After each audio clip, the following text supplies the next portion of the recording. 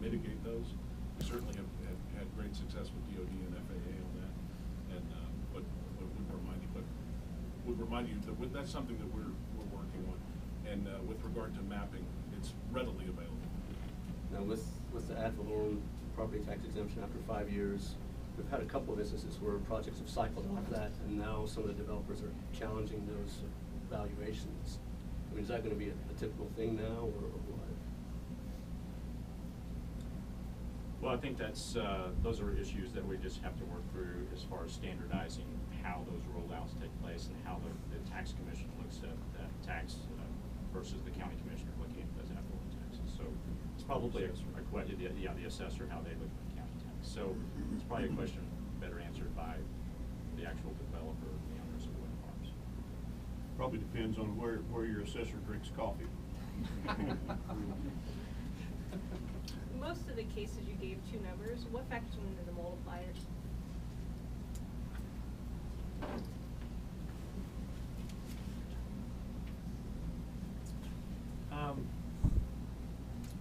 So we use the standardized methodology for figuring out multipliers, and the way this works is you take a snapshot of the Oklahoma economy at one point in time, and you develop the linkages between industries. And so for every dollar I spend in industry X, 50 cents gets spent in X industry Y, if you will.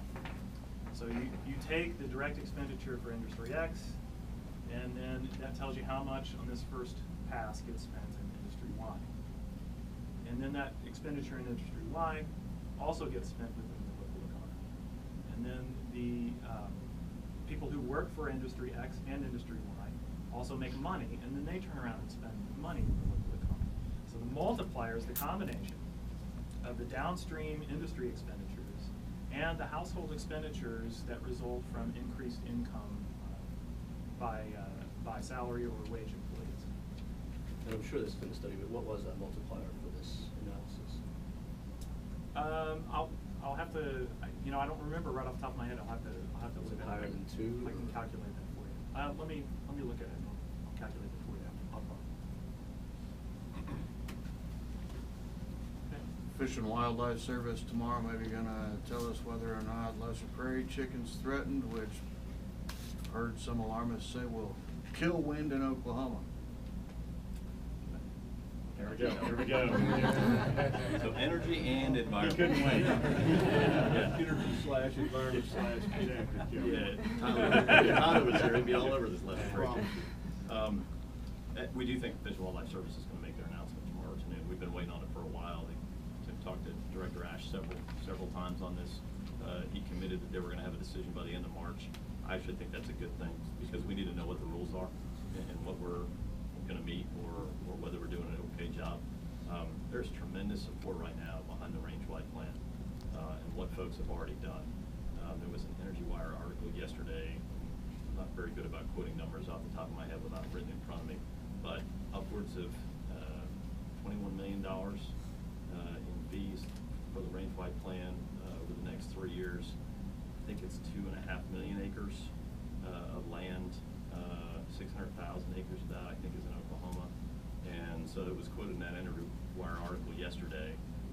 I think we're doing a great job of exactly what we're supposed to be doing with lesser prairie chickens. Have they given any sort of indication as to which way they're inclined to? No, they're not tipping their hand, although they've been really supportive in promoting the range-wide plan. I mean, Secretary Jewell uses that as her example as she was with the Western Governors Association talking about the sage-grouse.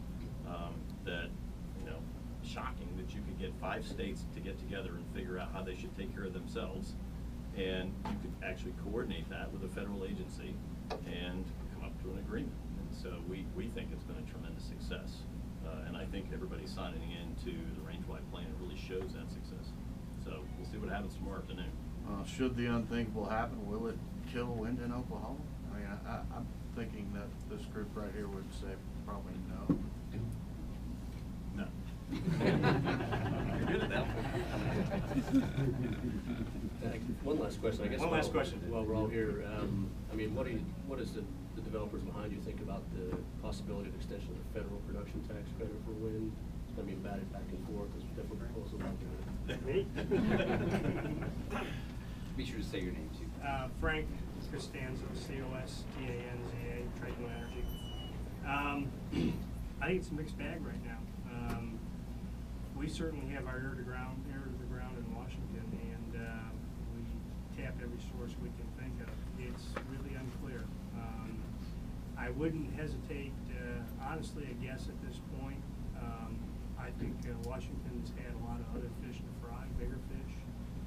And so there hasn't just been a lot of activity or discussion about it. So it's kind of a non-answer. I mean, we would, certainly as an industry, it's been beneficial to us. It would be helpful, I think, for other parts of the country, in particular where the wind is less robust than here, for that to be extended for a period of time and maybe phased out over time.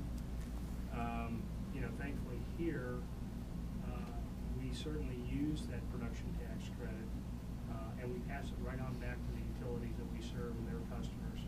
So that money just comes to us and it goes right back to the taxpayer, if you will. So it's been good for Oklahoma.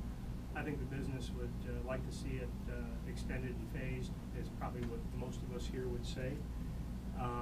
But if it doesn't, I think we could honestly say that here in the Wind Belt, the Dakotas down to the Texas Panhandle, I think we'll still have a very thriving wind industry in this region. Thank you, Frank. By the way, Tradewin just announced a project yesterday in northern Oklahoma. Two, actually. Two, there you go. So he's on cloud nine today. He's very proud of that.